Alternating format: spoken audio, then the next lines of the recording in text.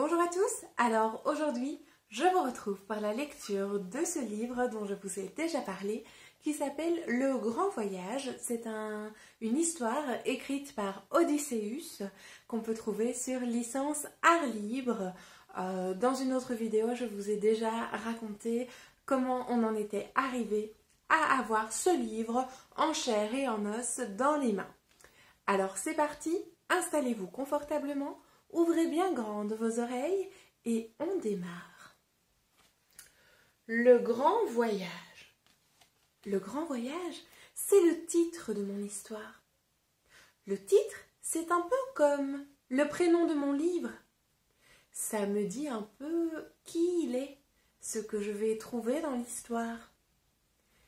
C'est le nom que l'on a donné à cette histoire. Ça me donne quelques indices. Ça s'appelle le titre. Vous voyez, le Grand Voyage, dans ce titre, je vois une lettre. Oh, c'est un grand V, la lettre V. Alors, pour faire la lettre V, si je prends mon crayon magique, on y va, on va essayer de la tracer ensemble. Pour faire un grand V, on commence en haut. On descend et hop, on remonte. Je vous remontre, on est en haut, on descend et hop, on remonte. Je descends et je remonte. C'est la lettre V, comme dans voyage, valise ou Valérie, Virginie. Plein de noms. Je suis sûre que toi aussi tu en connais. C'est parti.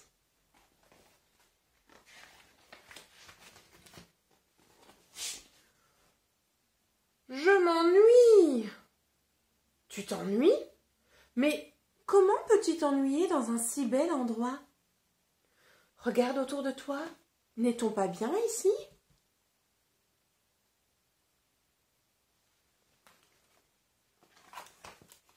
Non, il n'y a rien à faire ici. C'est désert. Il n'y a personne et rien d'amusant. Qu'est-ce que je m'ennuie? Voyons, ce n'est pourtant pas l'espace qui manque ici. Il y a d'autres enfants qui voudraient certainement bien être à ta place dans ce lieu magnifique. Il n'y a pas de quoi te plaindre. Si, c'est vraiment nul ici. Nul? Ici? Comment ça? Le paysage est splendide à cet endroit et plein de couleurs. Regarde bien autour de toi, c'est un lieu idyllique. Idyllique? Quel joli mot! Je me rappelle qu'on m'avait expliqué que idyllique, ça voulait dire idéal, parfait, paradisiaque. C'est l'endroit rêvé. On peut aussi dire, quand on est amoureux, que c'est une histoire idyllique, une histoire parfaite. Tout se passe à merveille. Donc, idyllique, c'est un peu paradisiaque, parfait, idéal. On peut aussi faire de belles rencontres, ne trouves-tu pas? N'as-tu pas de chouettes copains ici?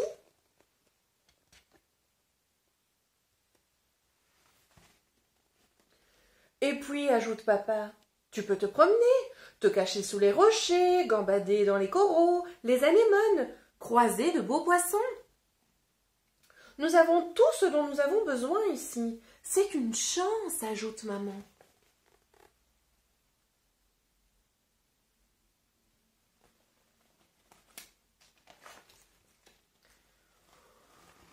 Moi, j'ai envie de faire autre chose que toujours tourner en rond.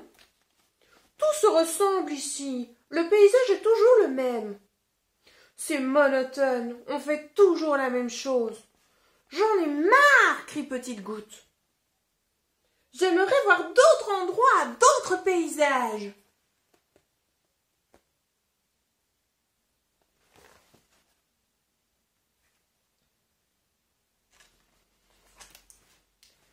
Eh bien, mon garçon, ton ennui justifie-t-il que tu t'adresses comme ça à tes parents?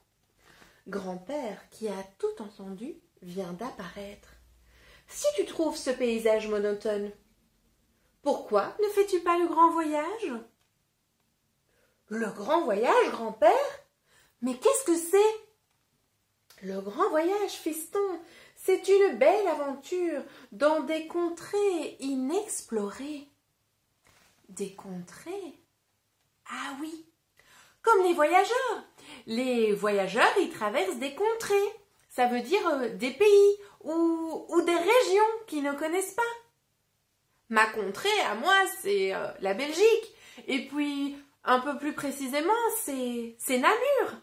Oui, une contrée, c'est ça. Un pays, une région.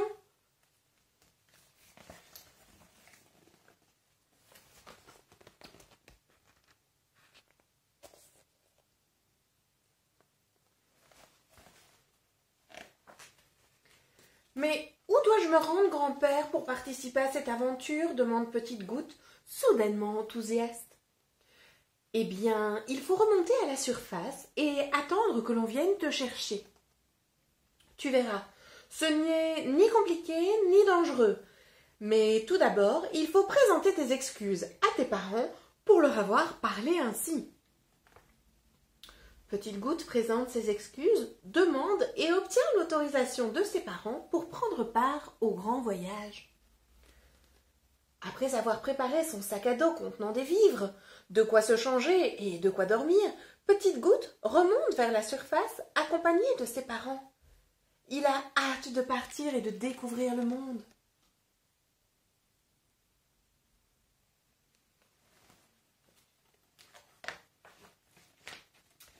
Sitôt arrivé, Petite Goutte s'impatiente déjà.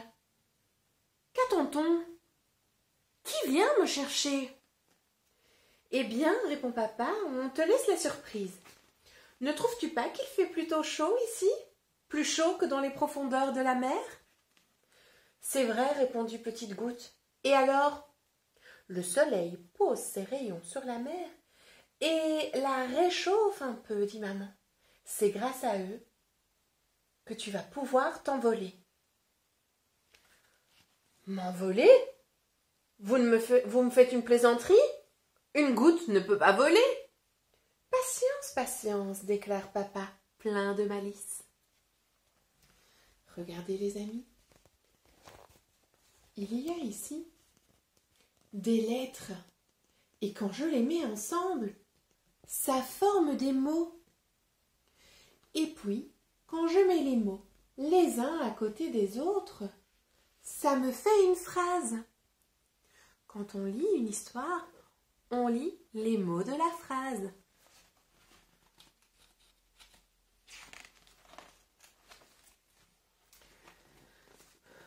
Maman, papa, au secours, que m'arrive-t-il? Tu vois, nous te l'avions bien dit, sourit papa. Grâce aux rayons de soleil, tu peux voler. Tu es devenu un petit nuage. N'aie pas peur, tout va bien. Ton excursion commence maintenant.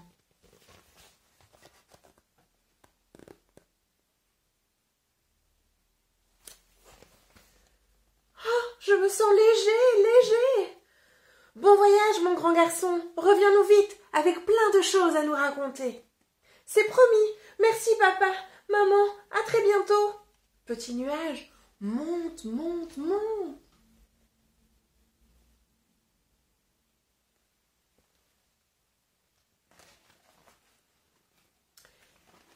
Il découvre alors qu'il n'est pas le seul à faire ce grand voyage. D'autres petits nuages s'élèvent eux aussi. Ils ont tous l'air ravis d'entamer cette belle aventure.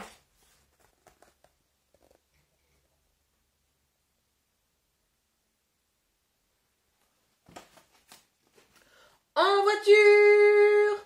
Les voyageurs en direction de la montagne sont priés d'embarquer. Départ dans 5 minutes. Un voyage vers la montagne? Voilà une bonne idée. J'en ai déjà entendu parler, mais je n'en ai jamais vu.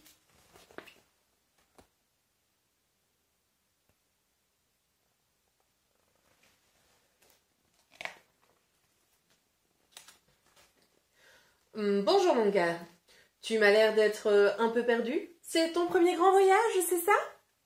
Dit le contrôleur. Oui, oui monsieur, répond timidement Petit Nuage. Il me reste une place vers la montagne. Pour une première excursion, c'est une destination idéale. Embarque donc, tu ne seras vraiment pas déçu.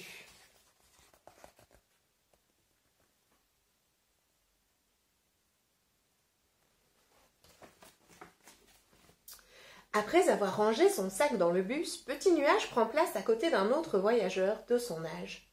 Dans le bus, c'est un peu le brouhaha. Brouhaha? Quel mot rigolo! Tu peux le répéter après moi?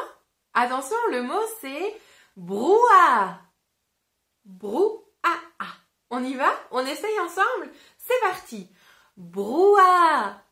Alors le brouhaha, c'est quand il y a plein de gens, plein de voix qu'on entend en même temps. Par exemple, dans la cour de récréation, quand tu joues avec les copains et qu'il y a tous les enfants des autres classes, ça fait plein de bruit. C'est un brouhaha. On ne s'entend plus tellement il y a du bruit. De nombreux petits nuages discutent, rient et se racontent leur dernière expédition. D'autres, plus timides, attendent patiemment le départ. Salut! C'est ton premier voyage? Demande son voisin. Oui, répond Petit Nuage. Moi, c'est déjà mon troisième, tu vas voir. C'est vraiment super chouette. Et je suis sûre que, sitôt arrivé, tu voudras déjà repartir.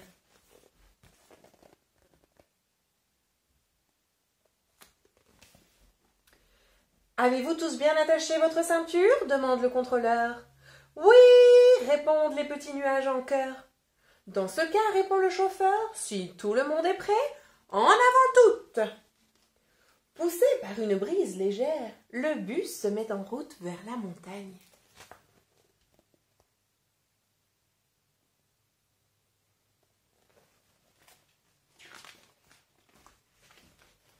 De là-haut, la mer est magnifique. Tu vois? C'est de là que l'on vient, dit le voisin de Petit Nuage en désignant la mer. En dessous de nous, en vert. C'est la mer aussi? Demande Petit Nuage. Non, répond le voisin. Ce sont des plantes, des arbres, des forêts. C'est la nature. Petit Nuage est estomaqué. Jamais auparavant il n'a entendu ces mots mystérieux. Tiens, en parlant de mots, si on essayait d'entendre s'ils riment. Tu te souviens? La rime, c'est quand on entend la même chose à la fin du mot.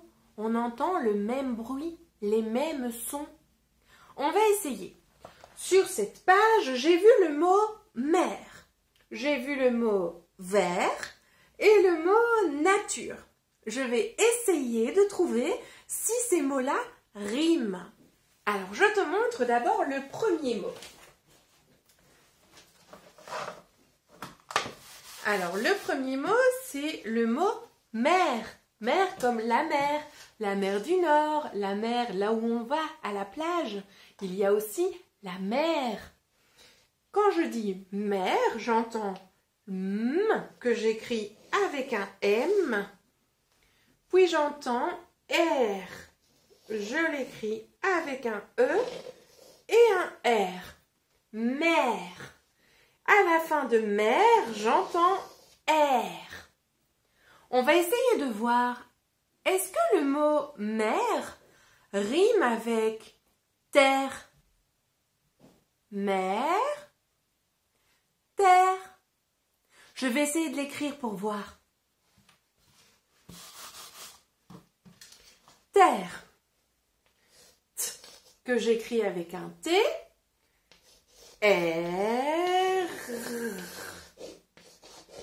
Dans le mot terre, il y en a même deux de R.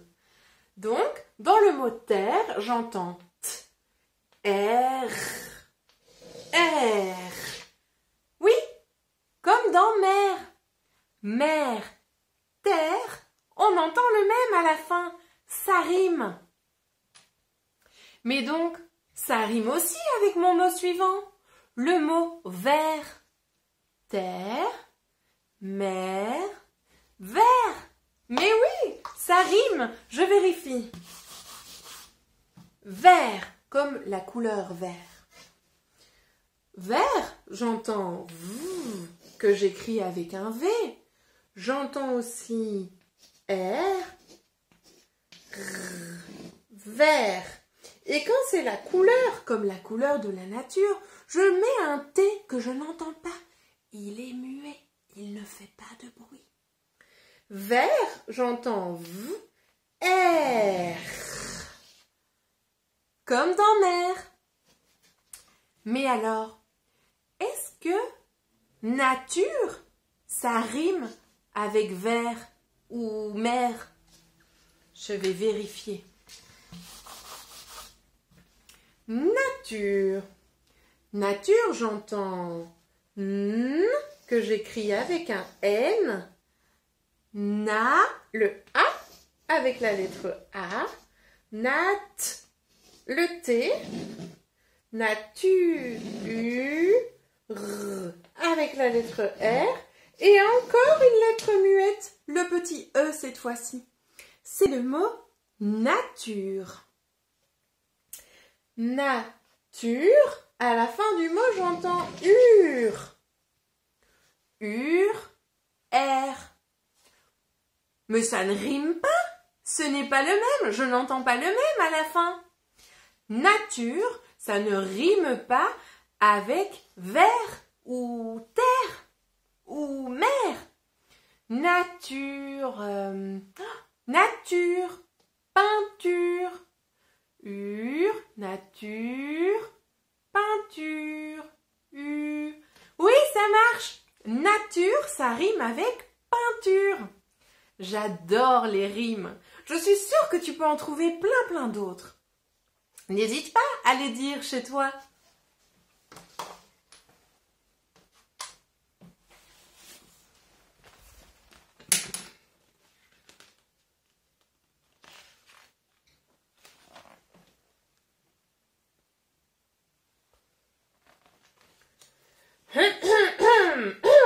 Le contrôleur se saisit du micro et s'éclaircit la voix, et il annonce. Chers voyageurs, nous nous approchons tout doucement de la montagne.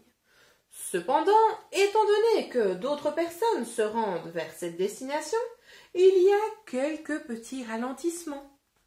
Merci de votre patience. Dans le bus, tout le monde soupire un peu, mais personne n'est de mauvaise humeur. L'arrivée est proche et il y a de plus en plus de cars près de la montagne. Là-haut, l'air devient plus frais et le bus commence à prendre des teintes plus grisâtres. « Pourquoi le bus devient gris ?» demande Petit Nuage à son voisin. « Cela veut simplement dire que nous allons bientôt pouvoir descendre. De toute façon, avec tous ces bus, on ne va pas avancer beaucoup plus loin. »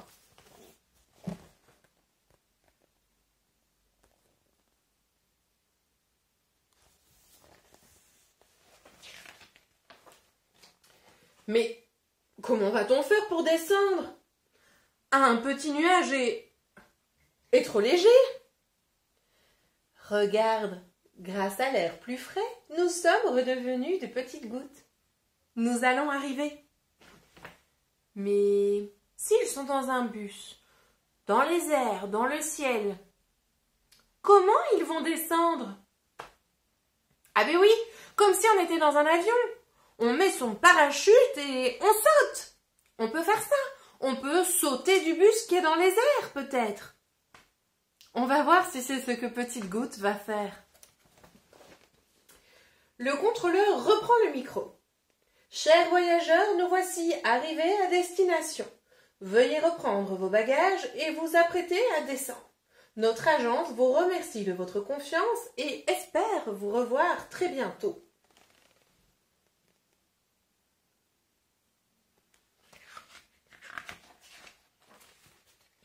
Je ne t'accompagnerai pas cette fois, annonce le voisin, car je vais visiter les grottes et il vaut mieux que tu restes en surface pour la première fois.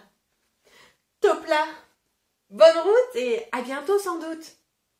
Pour les nouveaux, avertit le contrôleur, dès que vous arrivez en bas, suivez simplement la pente descendante jusqu'au premier ruisseau. Soyez prudents et bonne visite. Maintenant, sautez!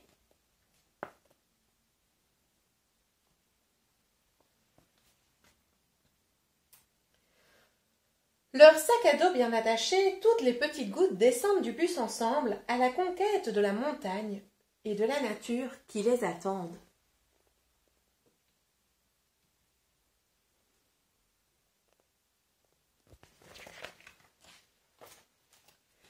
C'est ainsi que, tous ensemble, les milliers de petites gouttes se déversent à flot sur le versant de la montagne.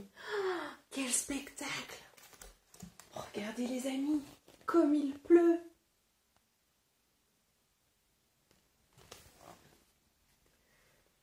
Après une longue chute, Petite Goutte atterrit au milieu d'une forêt.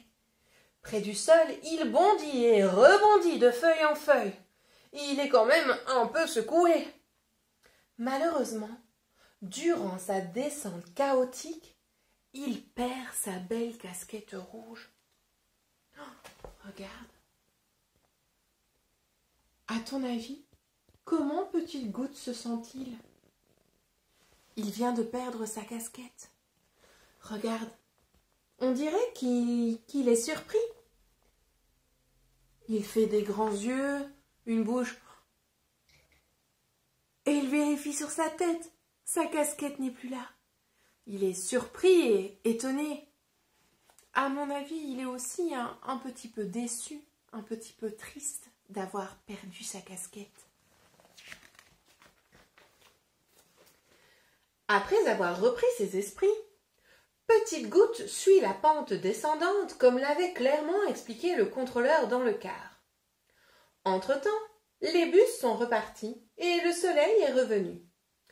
Sous ses rayons, la nature est si belle et Petite Goutte est émerveillée par les palettes de couleurs. Il marche vers le ruisseau, la marche vers le ruisseau est vraiment longue. Il doit faire halte pour la nuit et loger dans sa tente. Maman lui avait préparé un délicieux casse-croûte dont il savoure chaque bouchée. La longue randonnée l'a épuisé. Aussi, il ne lui faut vraiment pas beaucoup de temps pour s'endormir profondément et faire de beaux rêves.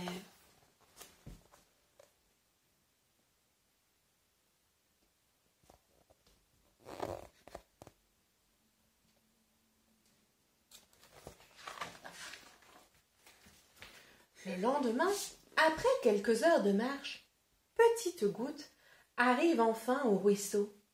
L'endroit est vraiment superbe et calme.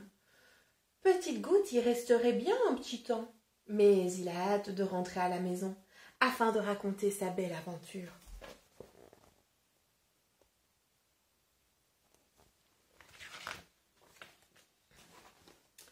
Il se fabrique alors un petit radeau afin d'y mettre son sac à dos. Puis, il se met confortablement à l'eau et se laisse glisser en suivant le courant. Regardez, il a l'air tout détendu. Petite Goutte a l'air vraiment relax, détendu. Il sourit, il met les bras derrière la tête, il ferme les yeux. Ah, il savoure le moment. Que c'est relaxant. Après plusieurs heures, le ruisseau conduit Petite Goutte à un carrefour. Doit-il prendre à gauche ou à droite? Le courant ne lui laisse pas le choix et l'emmène vers la droite, dans une rivière plus rapide. C'est ainsi qu'au fil des heures, Petite Goutte avance de ruisseau en rivière, de rivière en fleuve, pour finalement aboutir dans la mer.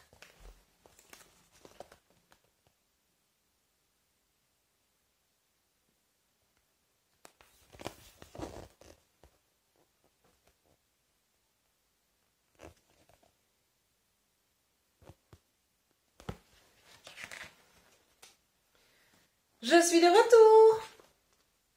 Maman, papa et grand-père l'accueillent à bras ouverts.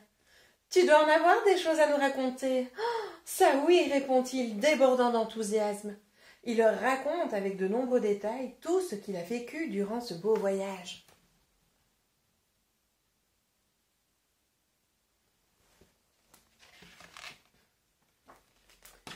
Mais dis-moi, petite goutte, demande papa, où est donc passée ta casquette? Je l'ai perdue en descendant sur la montagne. Mais ne te fais pas de soucis, papa. Je vais retourner la chercher.